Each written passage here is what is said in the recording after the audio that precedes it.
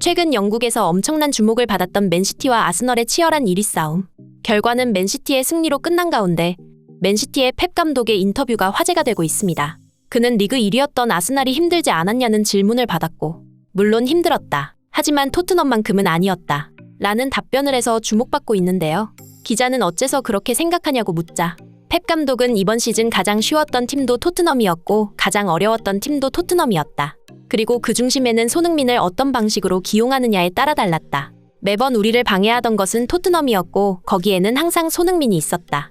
라는 상대팀 감독으로서 할 수 있는 최고의 찬사를 남겼는데요. 실제로 펩 감독은 지난 인터뷰에서도 맨시티를 고전하게 만드는 선수는 언제나 손흥민이었다며 토트넘과 경기를 앞두고 강한 경계를 표할 만큼 손흥민을 주목하는 감독이었죠. 세계적인 명장이라 칭송받는 펩 감독이 어째서 이러한 발언을 했던 것인지 발빠른 뉴스에서 자세히 알아보겠습니다. 유럽에서 현역 감독 중 가장 많은 트로피를 들어올린 명장이자 현대 축구의 근간이 되는 광범위한 전술 패러다임을 제시한 전술가라 평가받는 펩 감독. 펩 감독은 그동안 쌓아올린 커리어도 무척 대단하지만 가장 두각을 나타내는 것은 바로 전술로서 후방 빌드업과 하프 스페이스 지역의 중요성은 펩 감독 등장 이후 더욱 대두되었다 해도 과언이 아닙니다. 여기서 하프 스페이스 지역이란 상대 미드필더 라인과 백라인 사이의 공간을 의미하며 한마디로 쉽게 말하자면 손흥민존이라고 생각하면 되는데요. 전술 패러다임을 정립한 것을 넘어서 유럽 축구 무대에서 10년이 넘도록 여전히 전술 트렌드를 선도하고 있는 뛰어난 전술가인 펩 감독. 그의 등장 이후 전 세계 모든 축구팀은 하프 스페이스의 중요성을 깨닫게 되었는데 재미있는 것은 축구에서 이토록 중요한 공간인 하프 스페이스가 바로 손흥민존이라 불리고 있다는 것이죠. 최고의 빅클럽만 지휘한다는 펩 감독은 세계 정상급 선수들과 함께하고 있으며 그가 영입하려는 선수들은 최고의 선수라는 능력을 입증하는 것이기도 하죠. 펩 감독은 오래전부터 맨시티에서 손흥민 영입을 적극적으로 추진했던 것으로 잘 알려져 있습니다. 뛰어난 전술가인 그에게 손흥민은 너무나 매력적인 전술 가치가 높은 선수였기 때문인데요. 그가 중요하게 생각하는 하프 스페이스에서 걸출한 공격력을 갖췄을 뿐 아니라 양발을 능수능란하게 다룬다는 것, 그리고 엄청난 스피드로 수비 뒷공간을 공략한다는 것, 거기에 더불어 넓은 시야와 뛰어난 축구 지능을 갖춘 오프 더 볼 센스, 그리고 손흥민은 무엇보다 세계에서 가장 뛰어난 마무리 능력을 보유한 공격수인데 이는 맨시티의 홀란드나 축구의 신이라 불리는 메시보다도 뛰어난 골 결정력을 보유한 것이죠. 이렇다 보니 펩 감독은 오래전부터 손흥민 영입을 강하게 희망했으며 상대팀으로 만날 때마다 손흥민에게 고전하는 모습을 보였습니다.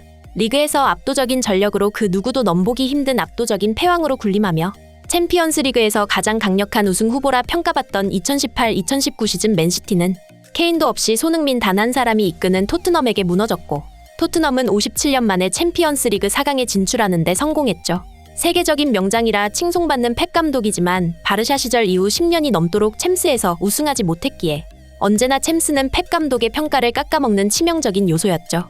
이러한 펩 감독의 아킬레스건을 건드린 선수가 바로 손흥민 선수였으니 챔스뿐 아니라 중요한 리그 경기 때마다 대활약을 펼쳤던 손흥민을 눈여겨볼 수밖에 없었던 것인데요. 최근 리그 1위 팀 아스날을 꺾고 1위 자리에 오르는 데 성공한 맨시티의 펩 감독은 경기 후 기자회견을 진행하던 중 한 가지 질문을 받았는데요. 그것은 바로 최근 아스날의 분위기가 좋지 않았는데 덕분에 생각보다 쉽게 승리한 것 같다는 질문이었죠.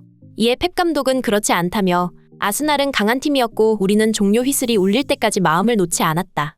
라고 답했습니다. 이에 기자는 그렇다면 이번 시즌 맨시티를 가장 힘들게 만들었던 팀은 어떤 팀인가?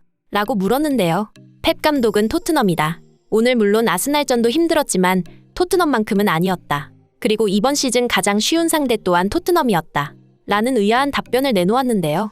기자는 어째서 그렇게 생각하는지 물었습니다. 펩 감독은 그것은 손흥민을 어떻게 활용하느냐에 따라 다르다. 1차전 우리는 손쉽게 승리했고 2차전 우리는 고전 끝에 패배했다. 당신은 그 차이가 뭐라고 생각하는가? 나는 손흥민의 활용법에 있다고 생각한다. 손흥민은 전술적 가치가 대단히 높은 선수다. 그는 알고 있다고 막을 수 있는 선수가 아니다. 그렇기에 오직 상대팀이 제대로 활용하지 못하기만을 기도해야 한다. 우리에게 다행히 1차전은 그랬고 불행히 2차전은 그러지 못했다. 라는 놀라운 답변을 내놓았습니다.